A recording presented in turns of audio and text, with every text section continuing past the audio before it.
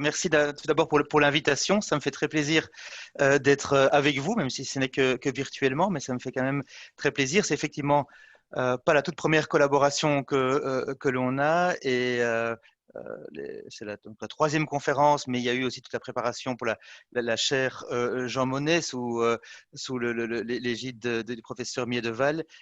Et c'est vrai que c'est pas évident d'obtenir la chaire Jean Monnet. C'est quelque chose qui est très disputé parmi les universités. Donc bravo pour avoir réussi à attirer cette chaire à Nice. Je crois que c'est une grande chance pour les étudiants. Je ne parle pas pour la conférence d'aujourd'hui, mais de manière générale pour tout le cadre que vous pouvez leur offrir.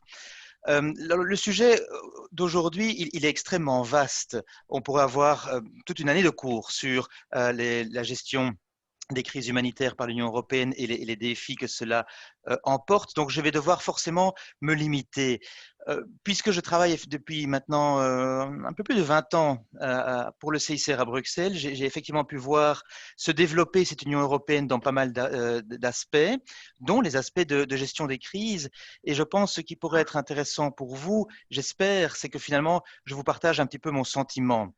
Le reste, vous pouvez le lire. Vous pouvez le lire dans des livres. Vous pouvez lire beaucoup de choses sur les sites des institutions. Ce sera très bien et très intéressant. Mais moi, ce que je vais essayer de faire avec vous, c'est de vous partager finalement mon sentiment d'un observateur particulièrement intéressé de cette gestion des crises par l'Union européenne.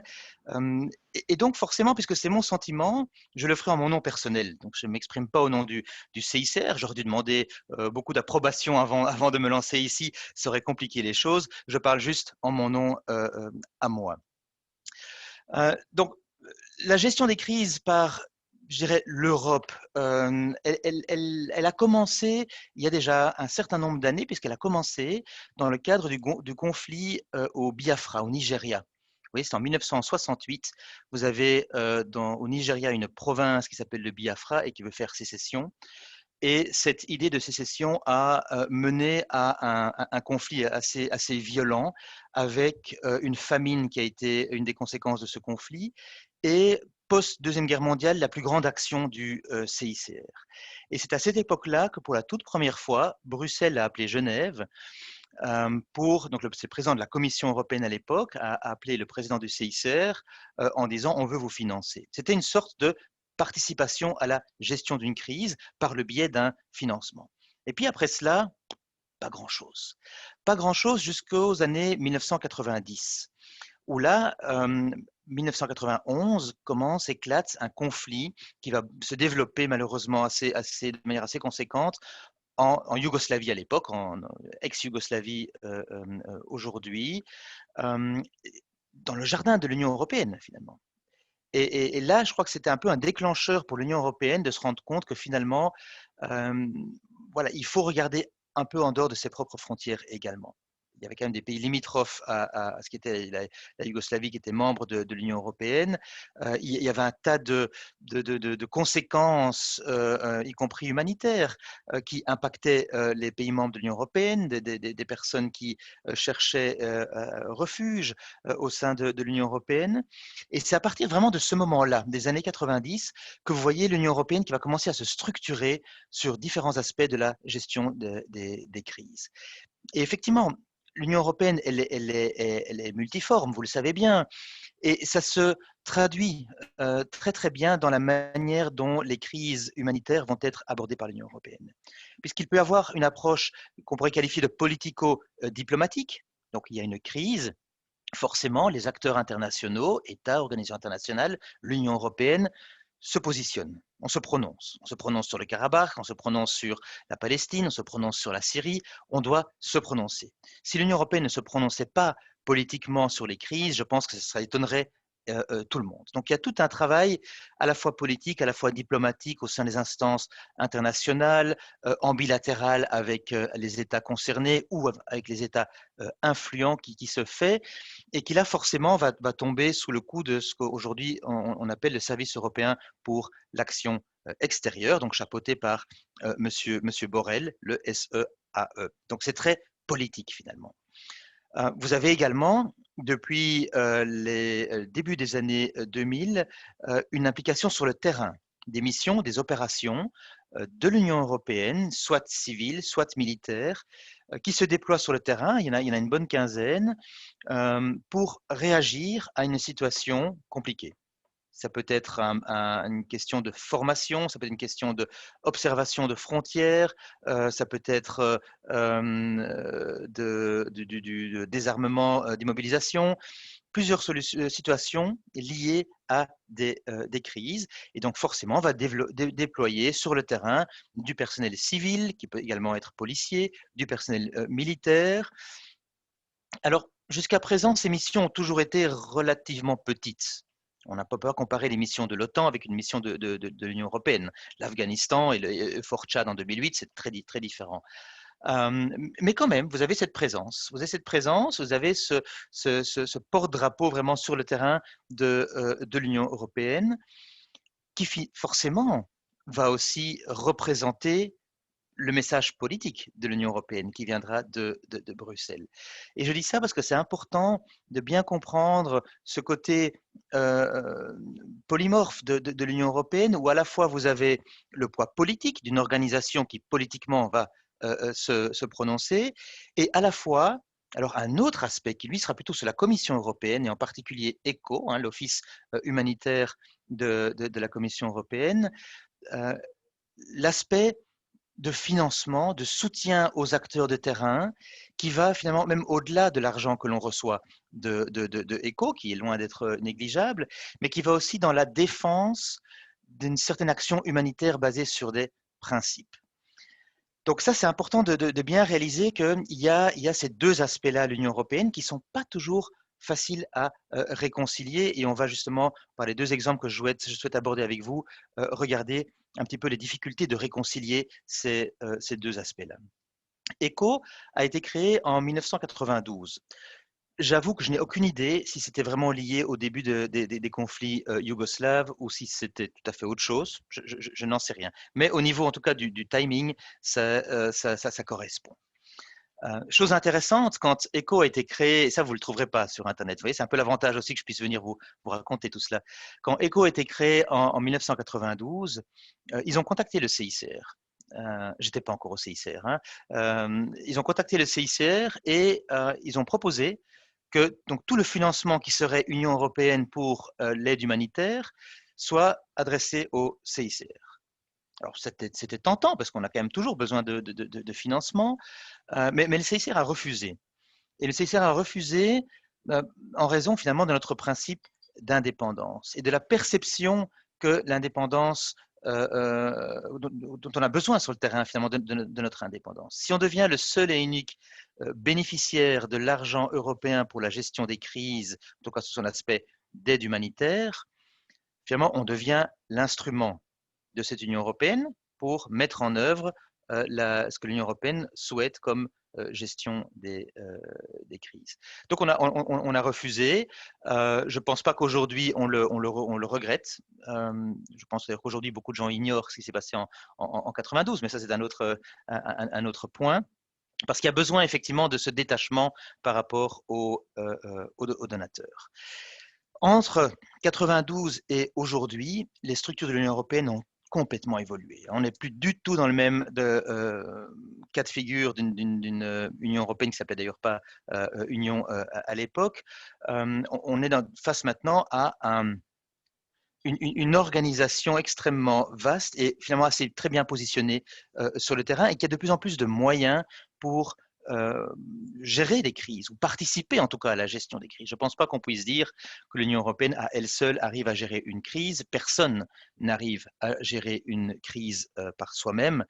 C'est forcément dans une espèce de constellation d'institutions, d'organisations, de bonne volonté que l'on arrivera à trouver des solutions aux problèmes, sachant quand même qu'il n'y a pas de solution humanitaire à des problèmes politiques.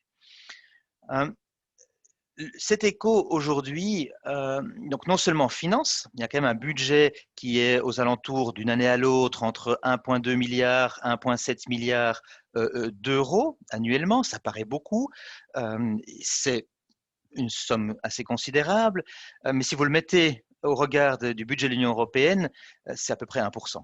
Hein, donc, c'est quand même pas énorme. Mais c'est déjà bien. Il ne faut pas cracher dans la soupe. C'est certainement quelque chose qui est très bien. Donc, il y a l'aspect financement. Mais il y a tout un volet du travail de ECHO qui n'est pas basé sur le financement et qui a un impact extrêmement important sur les acteurs qui sont impliqués dans la gestion des crises sur le terrain. Et c'est la défense d'un certain nombre de principes humanitaires. Vous le savez, dans les conventions de Genève, il y a un droit à l'assistance qui est prévu. Hein, les victimes des conflits armés ont droit à être assistées. Il y a une protection qui est également accordée à certaines catégories de personnes. Et pour pouvoir mettre en œuvre cette assistance et cette protection, il est mentionné dans les conventions de Genève que les organisations humanitaires impartiales pourront offrir leurs services, pourront agir, etc. Donc ça, vous le trouvez par exemple dans les articles qui sont communs en cas de convention de Genève, 9 pour la première, deuxième et troisième convention et 10 pour la quatrième. Là, vous avez un bon aperçu de ce mécanisme finalement d'organisation humanitaire impartiale qui peut offrir ces services. C'est pas pour rien que je fais référence aux conventions de Genève ici, parce que vous allez voir que c'est un outil pour nous de discussion, de dialogue avec l'Union européenne. Quand on parle d'organisation humanitaire impartiale, vous ne trouverez pas de liste. Il n'y a pas de liste en disant voilà, telles sont les organisations considérées comme humanitaires et impartiales. Ça n'existe pas. Et les organisations humanitaires impartiales elles-mêmes n'en veulent pas, parce que sinon, ça voudrait dire que vous êtes quelque part approuvé par des donateurs, par des politiques, et vous rentrez finalement dans un cadre qui vous privera au moins dans l'image que vous allez projeter de votre indépendance. Par contre, que constituent ces organisations humanitaires impartiales? Là, vous pourrez trouver des éléments, par exemple, dans les commentaires révisés aux conventions de Genève. On vous expliquera qu'il faut être une organisation, donc il faut avoir une structure qui permettra un certain standard, une certaine qualité d'action humanitaire. Il faut être humanitaire, donc le seul but de l'action, c'est un but humanitaire et c'est pas amener des sacs de riz pour aller prendre des photos et les transmettre par après à ceux qui devraient mener des opérations militaires. Et c'est l'impartialité qui est très importante. Et l'impartialité, c'est on oriente notre action par rapport aux besoins. Donc là où il y a les plus grands besoins d'abord, et pas donner la moitié de ce qu'on a comme assistance humanitaire d'un côté de la ligne de front et l'autre moitié de l'autre. C'est vraiment par rapport aux besoins que l'on va s'orienter. Et c'est vrai que vous avez aujourd'hui ECHO qui est un des plus grands défenseurs de cette action humanitaire basée sur des principes au sein de l'Union européenne. Et ce n'est pas toujours évident, parce que c'est là que je vais aborder mon premier grand défi. Il y a un grand danger, et on le voit, je vais prendre un exemple dans un instant, de politisation de l'action humanitaire. Ce n'est pas nouveau, la politisation de l'action humanitaire. Je crois que ça a toujours existé. Mais aujourd'hui, dans un monde où finalement la bipolarité a explosé et on se retrouve avec un tas d'acteurs très variés, avec des alliances qui changent, vous avez cette politisation bien plus présente. Et je vais prendre un exemple, en fait un double exemple que l'on peut prendre en parallèle. C'est la Syrie et c'est l'Ukraine, il y a à peu près 6 ans. Vous avez tous en tête la géographie de la Syrie, la géographie de l'Ukraine. Vous savez ce qui s'y passe en Syrie depuis 2011 et en Ukraine depuis 2014. C'est toujours le cas aujourd'hui, mais dans une moindre mesure. Mais il y a quelques années, tout le nord de la Syrie échappait au contrôle du gouvernement syrien. Et vous aviez bien sûr des conflits qui faisaient rage, vous aviez énormément de besoins humanitaires dans le nord de la Syrie, et vous aviez un certain nombre d'organisations présentes sur le terrain, dont par exemple le CICR, et dont par exemple Médecins sans frontières. Et je prends nos deux organisations en exemple parce que nous avions un profond désaccord justement sur l'opération à mener en Syrie, et en même temps, ce profond désaccord a été instrumentalisé, justement politisé par les États. Quel était ce désaccord? Ce désaccord est lié à ce qu'on appelle le cross-border, donc traverser la frontière. Et si on en parle, c'est forcément une traversée de frontières non autorisée, sinon on n'en parlerait même pas, c'est évident. Où effectivement, Médecins sans frontières était active, très active, avec une excellente opération médicale dans le nord du pays, le nord de la Syrie, sans autorisation de Damas, et rentrait par la Turquie, donc le pays qui est au nord de la Syrie. Le CICR, nous étions présents dans tout le pays avec d'autres activités que assistance médicale.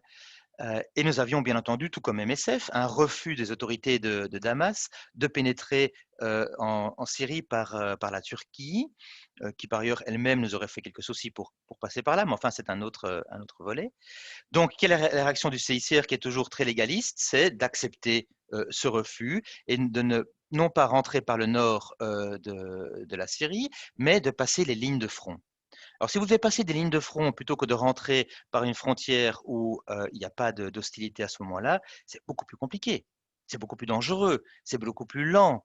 Donc, forcément, vous pouvez amener beaucoup moins d'assistance et vous le faites dans un contexte qui est beaucoup plus tendu et beaucoup plus dangereux pour votre propre personnel. Donc, ce n'est pas idéal, mais juste, on n'a pas le choix. Donc, sur fond de cet échange entre Médecins sans frontières et CICR, les États concernés, évidemment,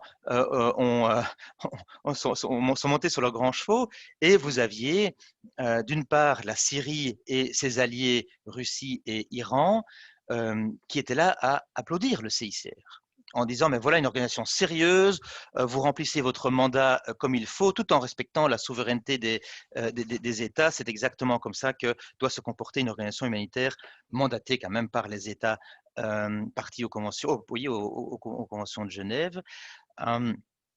Et nous étions encensés par ces États-là.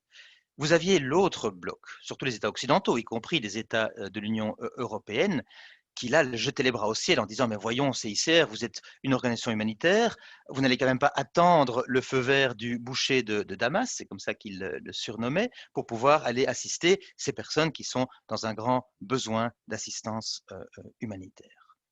À peu près au même moment, 2014, l'été 2014, vous avez des combats extrêmement intenses dans l'est de l'Ukraine, donc cette partie de la province qu'on appelle le Donbass, qui est sécessionniste, hein, autour des villes de Donetsk et Lugansk.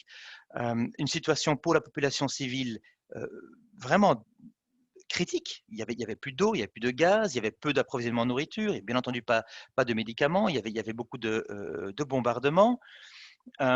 Tout comme dans le cas syrien où effectivement les autorités nous disaient vous pouvez passer que par ligne de front et à tout le moins ne nous facilitez pas le passage pour dire ça gentiment, vous aviez exactement la même chose en Ukraine.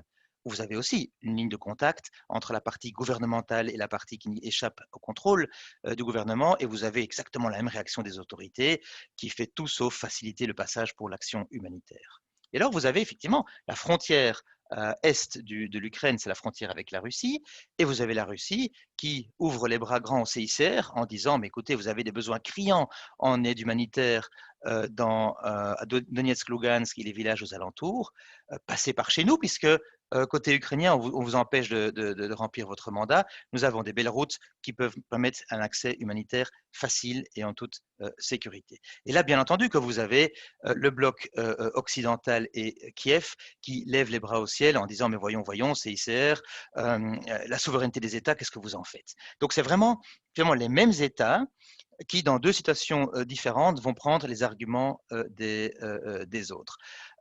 Pour le CICR, la réponse était claire. On respecte effectivement la souveraineté des États et on ne bougera pas sans un feu vert du gouvernement, qu'il soit ukrainien ou qu'il soit syrien, même si c'est plus compliqué et plus coûteux.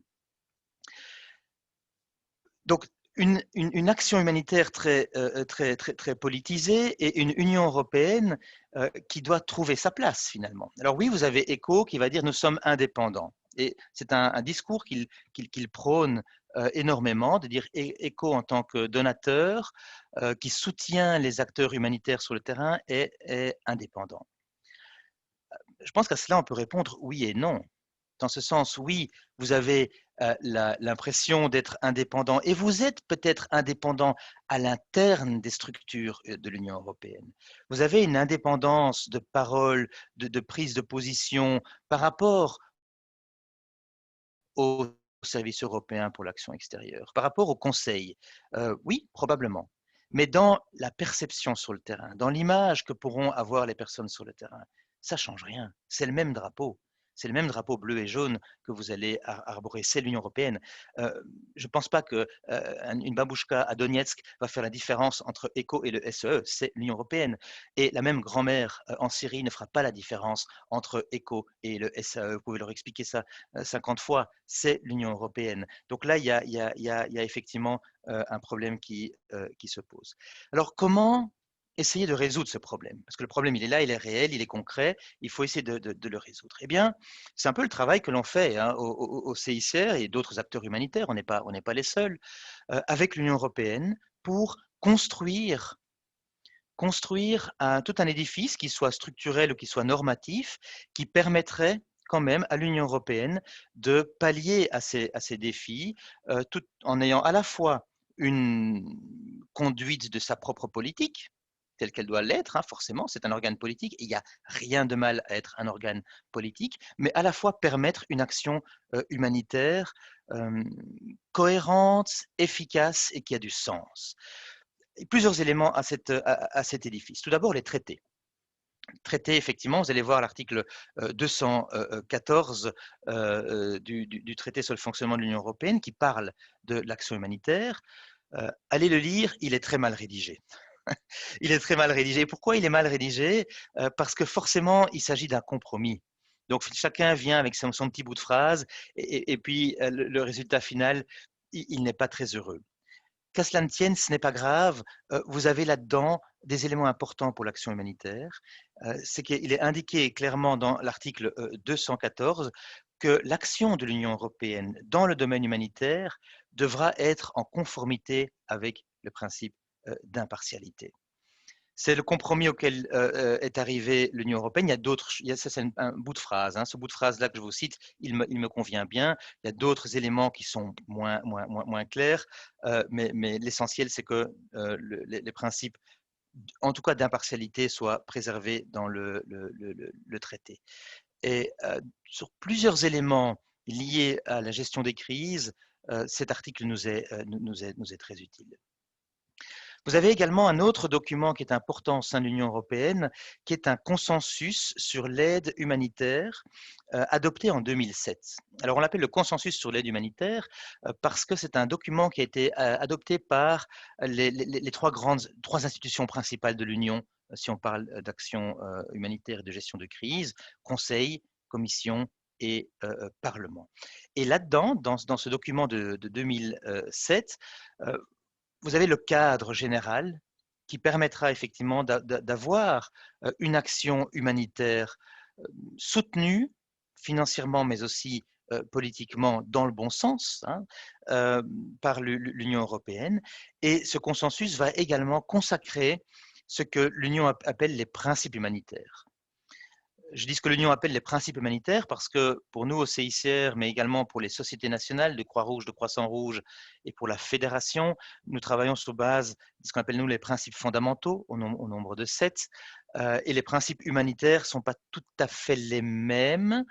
Nous avons d'autres principes que impartialité, indépendance et neutralité.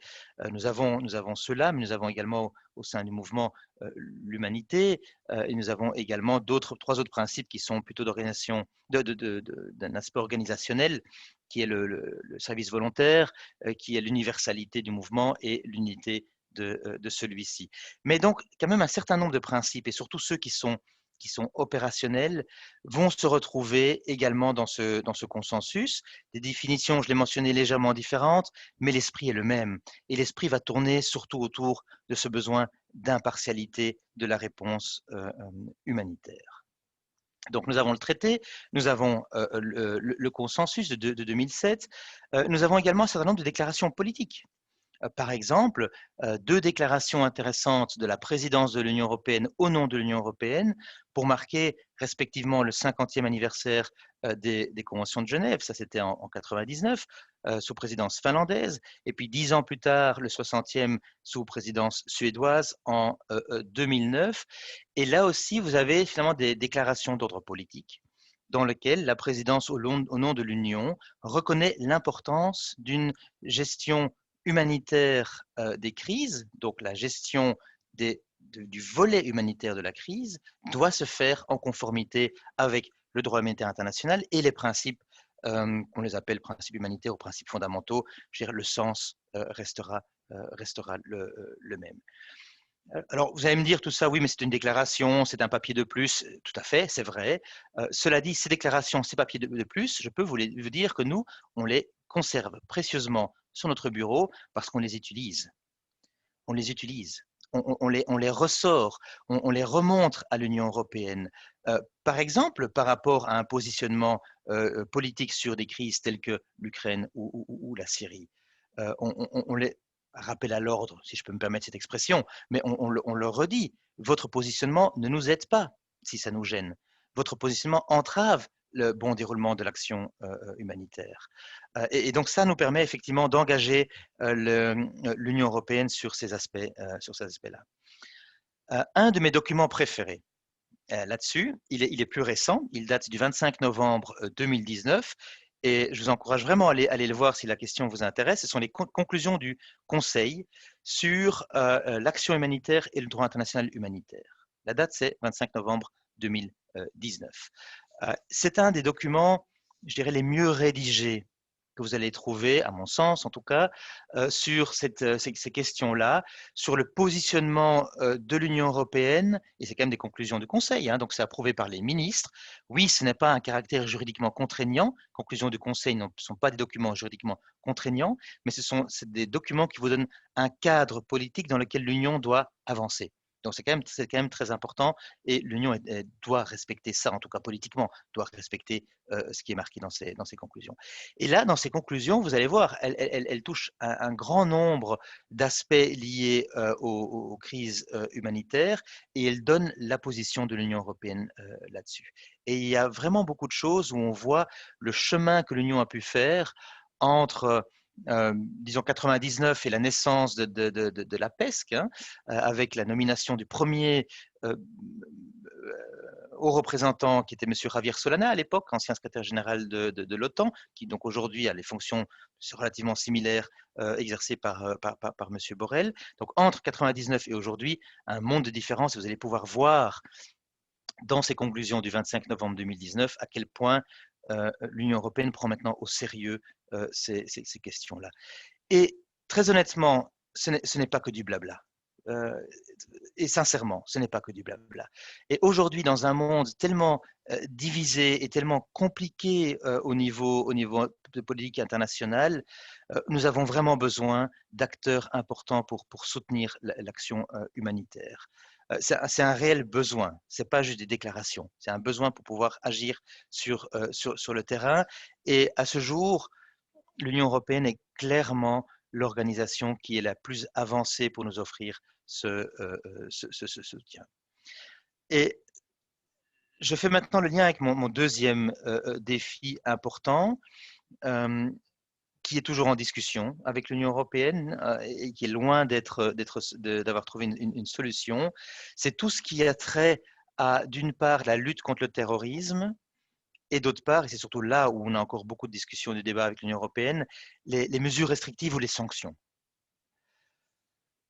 Je regrouperai les deux dans le même panier ici parce que finalement, je vais les aborder sous un aspect de défi au bon déroulement de l'action humanitaire. Et là, il y a des aspects communs entre les deux, sachant que les sanctions, les mesures restrictives peuvent être abordées parfois pour des questions liées à du terrorisme, à des groupes terroristes, à du soutien à des groupes, pour des groupes terroristes, parfois pas du tout. Ça peut être purement politique également. Par exemple, la Russie annexe la Crimée, l'Union européenne n'a aucun moyen d'agir, soyons clairs. Alors qu'est-ce qu'on fait quand on ne sait pas quoi faire? On prend des sanctions. Ça donne l'impression d'avoir fait quelque chose. On a fait quelque chose, à mon sens, ça n'a pas beaucoup de conséquences, mais on prend des sanctions. Et puis de telles sanctions impliquent énormément de choses, y compris potentiellement un impact très négatif sur la possibilité pour les actions militaires de mener leurs opérations. Si je prends le cas de la Crimée de nouveau, donc l'affaire se débute en mars 2014, si je ne me trompe pas, le 18 mars 2014. Je m'en souviens, c'est l'anniversaire de mon fils.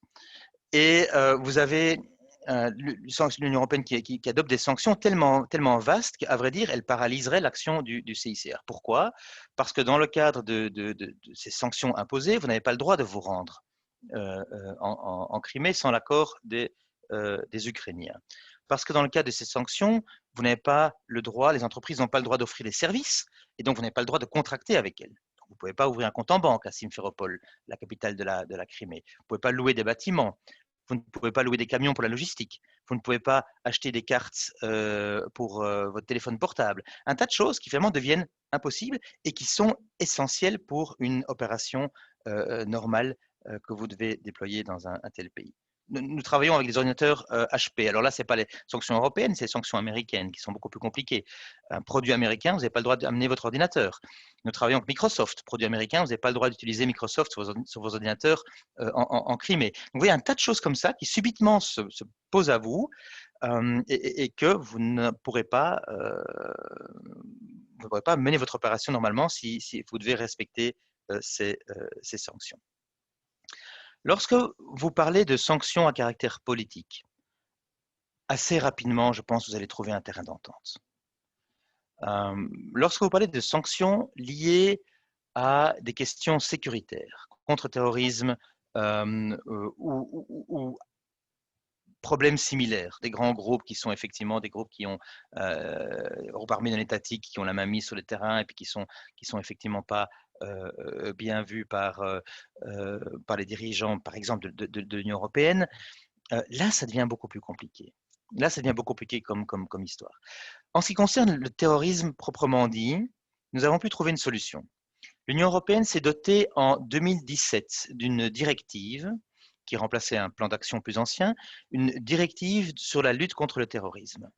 Et dans cette directive, vous avez un article 4 qui va vous définir quelles sont les actions qui sont incriminables au regard de la directive. Et dans cet article 4, vous avez un petit point A et un petit point B. Le point B est très embêtant parce que le point 4, c'est clairement la participation à des activités terroristes, mais le point B, c'est le soutien que vous pouvez apporter à des groupes terroristes en pleine connaissance de cause. Et là se posent beaucoup de problèmes par rapport à l'action humanitaire. Prenons le cas d'un membre d'un groupe armé parti au conflit armé, en tout cas au regard du droit humanitaire. Ce groupe est étiqueté terroriste par l'Union européenne. Un de ses membres, un de ses combattants est blessé, arrive entre les mains d'un médecin, par exemple du CICR. Vous voyez ce patient-là, ben forcément vous êtes médecin, vous allez essayer de lui sauver la vie. C'est votre travail, d'ailleurs vous avez prêté serment pour le faire, vous voulez sauver la vie de cet être humain, quelles que soient les choses qu'il ait pu faire par ailleurs. Ça ne vous regarde pas, vous avez une vie, vous la sauvez. Vous le faites dans un but bien précis, sauver la vie. Vous êtes conscient de ce que vous faites. Vous savez qu'il est bien possible que 2 semaines, 3 semaines, 1 mois après, la personne dont vous espérez sauver la vie va retourner sur le champ de bataille et va refaire les mêmes actes qui peut-être sont des actes répréhensibles. Vous tombez parfaitement sous le coup de l'article 4B de la directive. Donc quand on a vu ça, on a dû réagir et avant de vous dire ce que l'on a fait, on a dû réagir parce que il commençait à y avoir une espèce d'effet contagion des législations antiterroristes à travers le monde qui nous posait problème. Je vais prendre 2 exemples. Premier exemple, c'est l'exemple d'un médecin australien, le Dr Whitehall. Dr Whitehall est pédiatre. Et donc, il a sa pratique de pédiatrie en Australie et il dédiait toujours une partie de ses vacances à de l'enseignement qu'il prodiguait au Sri Lanka, à l'époque du conflit.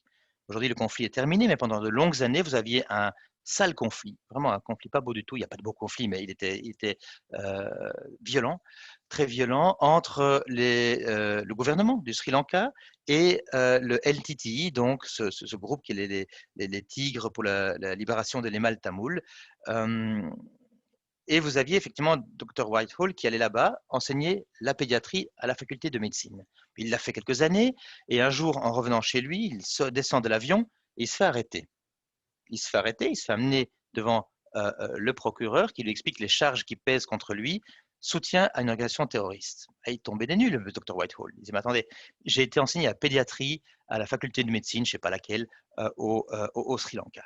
Et il passe devant le juge. Il passe en procès devant le juge et on lui réexplique les charges. Et le juge, effectivement, dit qu'en vertu de tel et tel article de la loi australienne, Dr Whitehall s'est rendu coupable de soutien à une organisation terroriste. Parce que parmi les étudiants en médecine, il y a eu quelques-uns de ces étudiants qui étaient sympathisants du LTTI et se sont retrouvés ensuite à soigner des membres du LTTI dans la brousse. Donc, vous enseignez la pédiatrie, vous tombez sous le coup d'une législation antiterroriste. Heureusement pour le Dr Whitehall, le juge n'était pas quelqu'un de trop carré et il a terminé son arrêt en disant « je vais fermer les yeux ». Alors c'est quand même assez extraordinaire, le juge qui dit effectivement vous êtes coupable, mais je vais fermer les yeux, parce qu'il se rend bien compte que l'affaire était ahurissante. Mais tous les juges ne sont pas aussi clairvoyants que celui-là. Et nous avons eu aussi, alors ce n'était pas le CICR, mais d'autres organisations humanitaires qui ont été portées devant les tribunaux aux États-Unis pour avoir fait des cours de droit humanitaire au Hamas. Donc là aussi, vous allez enseigner le droit humanitaire. Pourquoi vous allez enseigner le droit humanitaire? Pas pour que les gars mettent des bombes dans le marché quand même. Vous allez enseigner le droit humanitaire pour que justement ceux qui prennent les armes se comportent le mieux possible.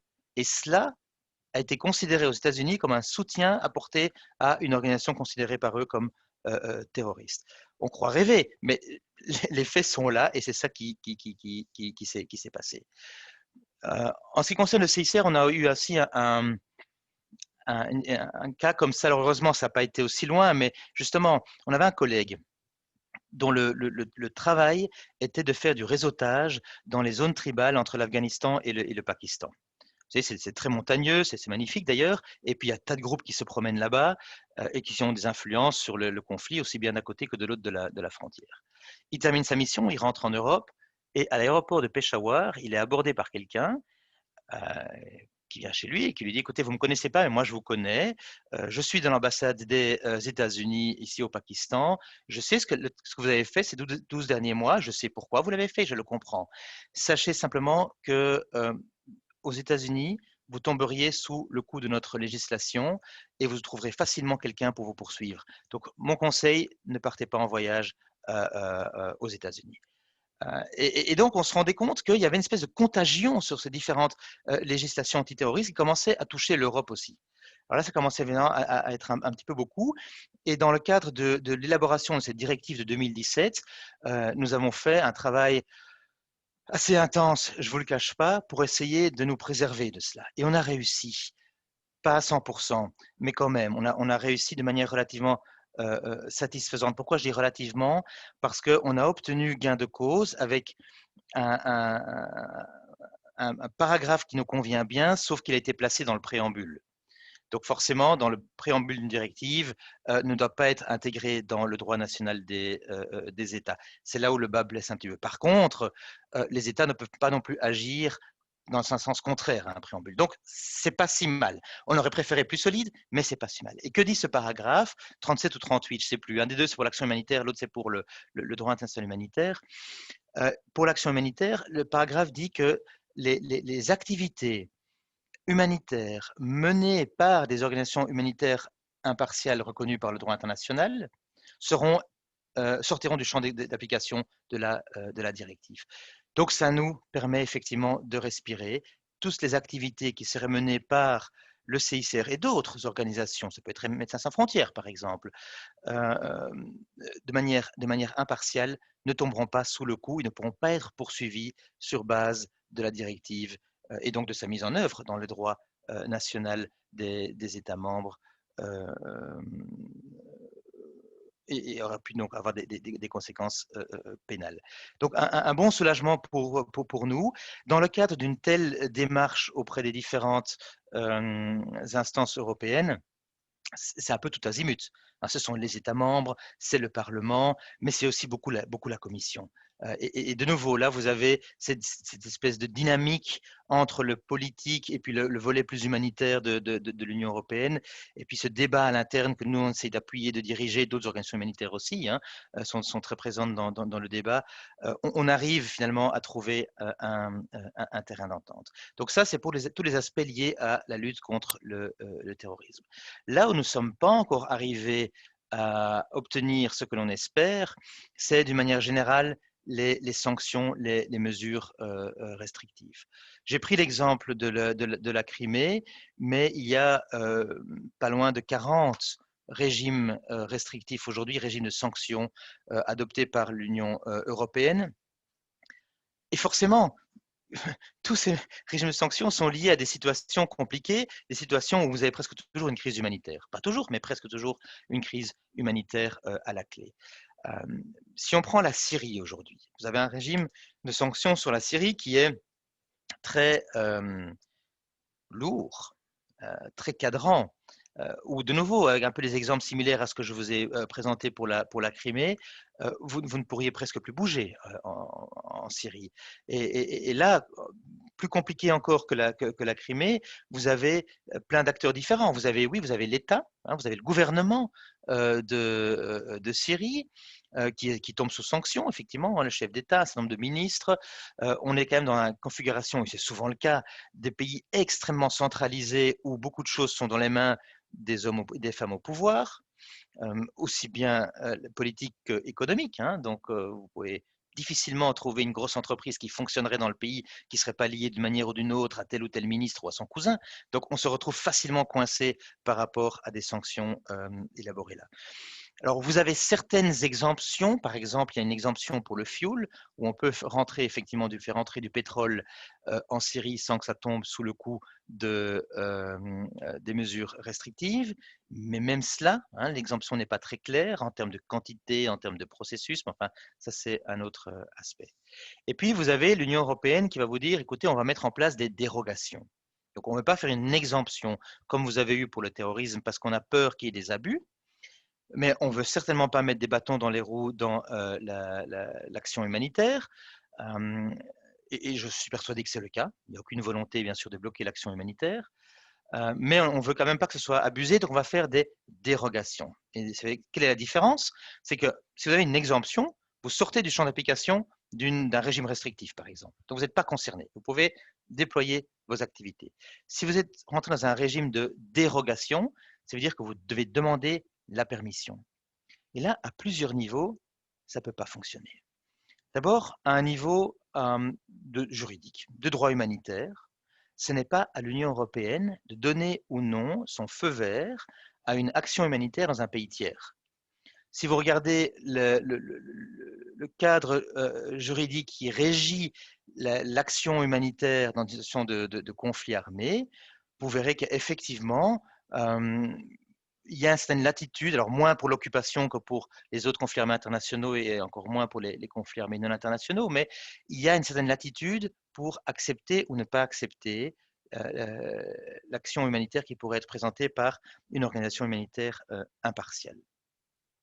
Mais ce sont les parties au conflit qui ont leur mot à dire, dans une certaine mesure, hein, mais certainement pas les États tiers. Donc il n'appartient absolument pas à l'Union européenne et à ses États membres de nous dire si on peut ou si on ne peut pas mener une action en Syrie. Vous avez un problème donc par rapport au droit, vous avez un problème par rapport au principe, puisque de nouveau, on ne peut pas choisir les victimes que l'on va assister en fonction de ce que nous dicterait un document politique qui est un régime restrictif ou des sanctions. C'est la même chose. Certains l'appellent d'une manière, d'autres l'appellent de l'autre manière, puisque vous avez l'impartialité. Et c'est là justement que tous ces petits bouts de papier, ces déclarations dont je vous ai parlé, nous sont utiles. Parce que on peut effectivement leur remettre ça sous le nez en disant voilà ce que vous avez accepté dans votre traité, article 214. Voilà ce que vous avez dit en 99, que vous avez répété en 2009, que vous avez réécrit en 2019. Donc tout ça, pour nous, ce sont des petits bouts de papier que l'on garde, comme j'ai dit, sur notre bureau, parce qu'on peut les ressortir pour plaider notre cause. Aujourd'hui, on n'a pas encore réussi à obtenir cette exemption que l'on recherche, que l'on souhaite, dont on a besoin, et le CICR n'est pas les seuls à demander cela, parce qu'effectivement, ça bloque. Les États en particulier, mais également pas que les États membres, hein, aussi certains organes des institutions européennes ont trop peur qu'il y ait des abus. Soyons honnêtes, il est vrai qu'on ne peut pas assurer à 100% que rien de notre action humanitaire ne serait détourné par des parties au conflit qui pourraient être mis sur une liste de sanctions de l'Union européenne. Ceux qui vont vous dire qu'on vous garantit que ce ne sera pas le cas, désolé, ils ne disent pas la vérité. On ne peut pas le garantir. Par contre, entre ne pas pouvoir le garantir à 100% et juste aller candidement sur le terrain et puis mener son action, il y a une énorme marge de manœuvre dans ce que vous pouvez prendre comme mesure pour essayer de pallier à justement un certain abus ou certaines entre guillemets pertes d'assistance, pertes de fonds qui pourraient être prises par l'une ou l'autre partie au conflit. Et c'est clair que pour des organisations humanitaires qui ont un certain nombre de mille au compteur, qui ont quand même beaucoup d'expérience, hein, le CICR date quand même de 1864, Médecins sans frontières début des années 70, justement, suite au Biafra que je mentionnais il y a un instant.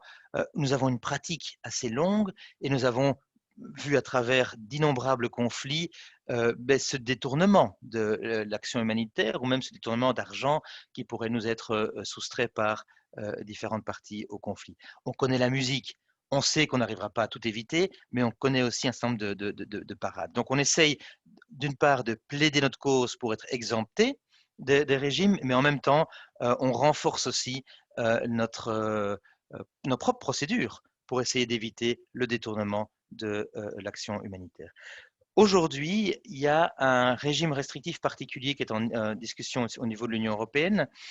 Et il a ceci de particulier qu'il n'est pas orienté par rapport à un contexte, souvent c'est le cas, hein, c'est un régime restrictif pour la Syrie, pour le Yémen, pour le Congo, où il n'est pas orienté par rapport à certaines personnes, mais c'est un régime restrictif horizontal, en projet, il n'est pas encore adopté, lié aux violations graves des droits de l'homme, mais ce n'est pas limité à droits de l'homme, ça peut aussi être le droit humanitaire, sachant d'ailleurs que le même acte peut à la fois être une violation des droits de l'homme et du droit humanitaire.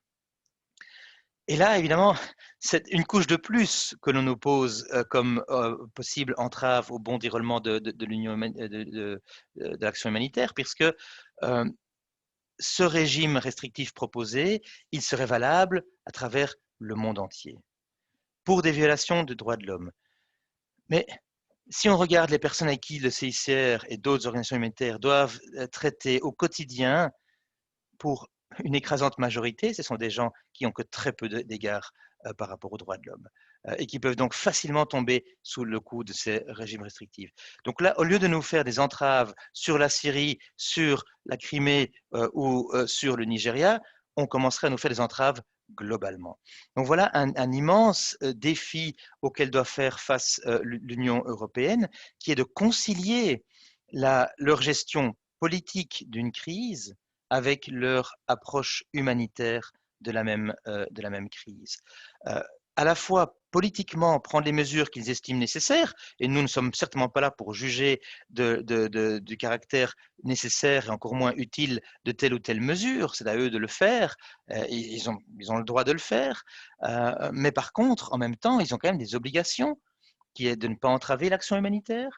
Et puis, ils ont pris aussi, je vous ai mentionné un certain nombre d'éléments, ils ont pris la direction d'accepter de permettre une action humanitaire impartiale.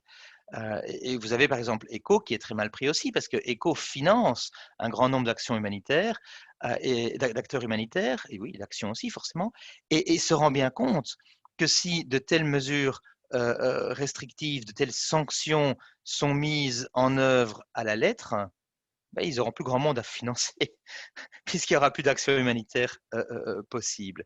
Donc voilà un peu sur le défi principal que je voulais vous mentionner aujourd'hui. Donc d'une part cette politisation et puis d'autre part tout ce grand débat autour des sanctions, des mesures restrictives qui sont considérées par le CICR comme top risque. Nous avons une liste de risques majeurs pour l'action humanitaire et c'est considéré comme top risque. Parce qu'effectivement, il y a plusieurs impacts possibles. Il y a l'impact financier, on nous refuse des fonds. On a encore refusé récemment des contrats liés aux personnes disparues, alors que ce n'étaient pas des contrats avec ECHO. ECHO ne nous impose pas dans les clauses de financement, dans les contrats de financement des clauses liées aux mesures restrictives, mais d'autres organes de la Commission souhaitent nous imposer et nous, on refuse. Donc voilà, on perd de l'argent parce qu'on sait bien qu'on ne pourrait pas l'utiliser conformément aux clauses qu'on nous impose. Donc il y a l'aspect financement, il y a l'aspect opérationnel. Comment voulez-vous vous déployer sur le terrain si effectivement les sanctions vous empêchent de vous y rendre? Parce que dans les mesures restrictives, vous allez voir aussi un certain nombre d'interdictions de voyage, par exemple, d'interdictions de contact. Toutes des choses normales et évidentes pour la mise en œuvre de notre action humanitaire seraient interdites. Donc l'impact est immense ou potentiellement immense. Et puis, dernier mot, et je termine par là avant de commencer la discussion avec vous, mais vous avez aussi une réaction un peu un dommage collatéral, je dirais, de ces sanctions qui nous tombent dessus. C'est des organismes bancaires, ce sont des sociétés privées qui, par peur d'être elles-mêmes sanctionnées, d'avoir des amendes qui généralement sont très lourdes pour ne pas avoir, mis en œuvre correctement les régimes de sanctions, nous refusent les contrats ou nous refusent la possibilité de transférer des fonds, par exemple. Vous le savez, vous connaissez la situation en Iran et puis la belle inimité qui règne entre Iran et États-Unis. Il n'y a pas longtemps, les États-Unis ont pris des sanctions additionnelles sur l'Iran qui impactent également le secteur bancaire. Nous avons une délégation à Téhéran. Il n'y a pas une banque qui accepte que nous transférons de l'argent du compte CICR à Genève ou ailleurs au compte CICR à Téhéran. Alors, comment voulez-vous payer votre loyer? Comment voulez-vous payer vos employés? Comment voulez-vous acheter de l'essence, etc., etc., etc. Donc, des choses très concrètes qui nous posent problème. On pourrait demander une dérogation, mais ça ne changerait pas le problème après effectivement rentrer dans le jeu des sanctions, c'est quelque chose qu'on ne veut pas, et puis du over-compliance, donc de ce que les organisations feraient en trop. Un autre exemple de cet excès de zèle de sociétés privées, sur la Syrie par exemple, nous avions demandé à deux acteurs importants dans le secteur du matériel médical de pouvoir fournir des pièces de rechange pour des hôpitaux en Syrie, aussi un acteur néerlandais, un acteur allemand, et les deux ont refusé, justement de peur des sanctions, parce que finalement pour eux c'est un mini-marché, alors que s'ils se font prendre en ayant agi en contravention aux mesures restrictives, les amendes qui leur tomberaient dessus sont tellement grandes que pour eux, ça ne vaut pas la peine de prendre le risque. Donc, on nous refuse les pièces de rechange pour des appareils de radiographie, des appareils de dialyse, des choses qui normalement ne se rentrent pas justement dans les mesures restrictives adoptées par l'Union européenne. Donc voilà un petit tableau, je dirais, d'un défi particulier qui se gratter la tête à beaucoup de dirigeants de l'Union européenne qui doivent essayer de concilier un tout petit peu les deux. Il y a plein d'autres défis qui vont se poser, mais voilà, on n'a pas le temps d'en aborder d'autres. Alors des défis qui peuvent être d'ordre très opérationnel, d'autres qui peuvent être d'ordre technique, même la protection des données personnelles. Vous savez qu'il y a le fameux GDPR, le Règlement général pour la protection des données personnelles, qui également impacte l'action humanitaire. Si ça vous intéresse, on peut y revenir dans le cadre de la discussion que l'on aura maintenant, mais je ne vais pas m'y lancer de moi-même. Voilà,